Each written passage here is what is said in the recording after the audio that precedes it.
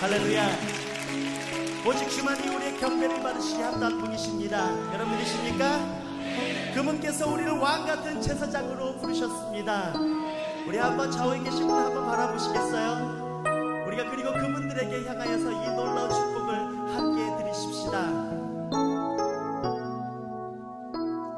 당신은 하나님의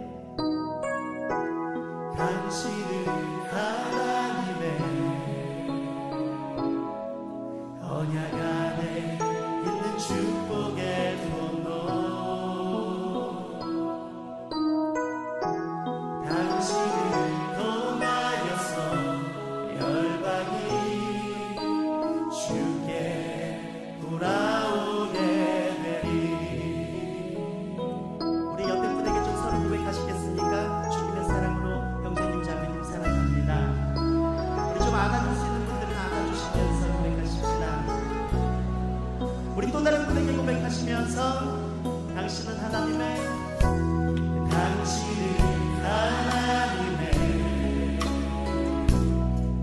언약 안에 있는 축복의 통로. 당신을 통하여서 열방이 주께 돌아오게 되리. 우리 또 다른 분을 향해서 고백하십시다. 당신은 하나님의 언약 안에 있는 축복의 통로. 당신을 통하여서 열방이 주께 예배하게 되리.